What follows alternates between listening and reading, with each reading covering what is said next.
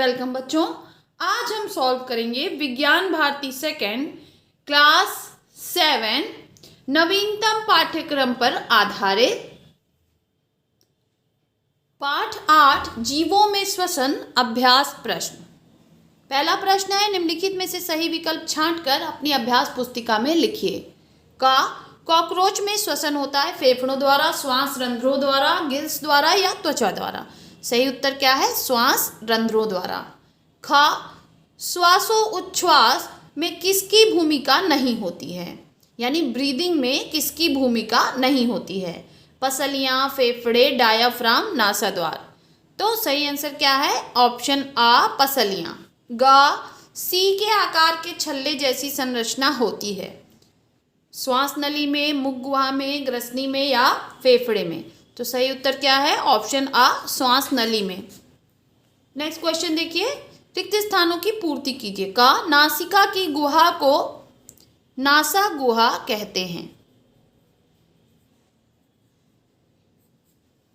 खा नासा गुहा की दीवार पर डैश ग्रंथियां होती हैं। कैसी ग्रंथियां होती हैं?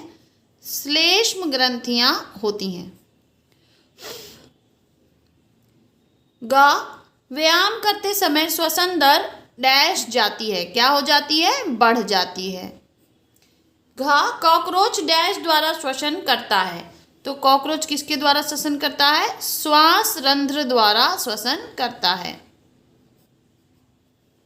श्वसन क्रिया में ऊर्जा डैश होती है। श्वसन क्रिया में ऊर्जा क्या होती है बच्चों? खर्च होती है।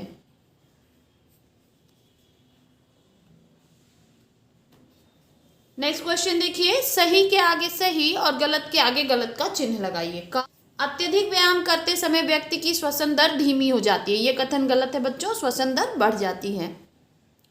खा अंत श्वसन में ऑक्सीजन युक्त वायु ग्रहण की जाती है। यह कथन बिल्कुल सही है बच्चों। मेढक त्वचा एवं फेफड़े दोनों के माध्यम से श्वसन करते हैं। यह भी कथन बिल्कुल सही है बच्चों। उच्छ्वसन को निःश्वसन भी कहते हैं। तो ये कथन भी बिल्कुल सही है बच्चों। पेड़ पौधे रंध्रों द्वारा श्वसन करते हैं। तो ये भी कथन बिल्कुल सही है। लिखित प्रश्नों के उत्तर दीजिए। का श्वसन किसे कहते हैं? उत्तर अंतःश्वसन द्वारा ली गई ऑक्सीजन रक्त के माध्यम से प्रत्येक जीवित कोशिका में पहुंचकर उसमें उपस्थित भोज्य पदार्थ को विखंडित करती है। इसके परिणाम स्वरूप ऊर्जा बनने के साथ साथ कार्बन डाइऑक्साइड बनती है, जो निःश्वसन द्वारा शरीर से बाहर निकलती है। यह संपूर्ण प्रक्रिया श्वसन कहलाती है। खा श्वासोच्छ्वास से आप क्या समझते हैं? उत्तर वातावरण की ऑक्सीजन युक्त वायु को नाक से फेफड़ों तक पहुंचाने को अंतःश्वसन कहते हैं और फेफड़ों की कार्बन डाइऑक्साइड युक्त वायु को नाक द्वारा शरीर से बाहर निकालने को निःश्वसन कहते हैं। अंतःश्वसन एवं निःश्वसन को संयुक्त रूप से श्वासोच्छ्वास कहते हैं। गा श्वासोच्छ्वास एवं श्वसन में अंतर स्पष्ट कीजिए। उत्तर श्वासोच्छ्वास वातावरण की ऑक्सीजन युक्त वायु को नाक से फेफड़ों तक पहुंचाने को अंतःश्वसन कहते हैं और फेफड़ों की कार्बन डाइऑक्साइड युक्त वायु को नाक द्वारा शरीर से बाहर निकालने को निःश्वसन कहते हैं। अंतःश्वसन एवं निःश्वसन की क्रिया को संयुक्त रूप से श्वासोच्छ्वास कहते हैं।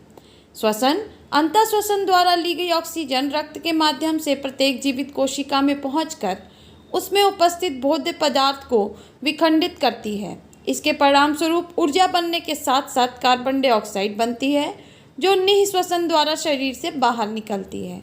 यह संपूर्ण प्रक्रिया श्वसन कहलाती है।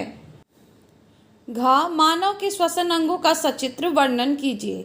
उत्तर इसे देखकर आप अपनी कॉपी में बना लीजिए।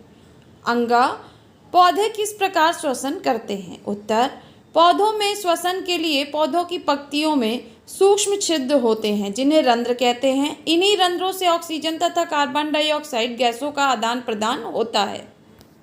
छठा प्रश्न है, रात्रि में वृक्षों के नीचे क्यों नहीं सोना चाहिए? उत्तर रात्रि में जब प्रकाश संश्लेषण की क्रिया नहीं होती है तो ऑक्सीजन की मात्रा वातावरण में कम हो जाती है तथा कार्बन डाइऑक्साइड का उपयोग नहीं होने से इसकी मात्रा बढ़ जाती है।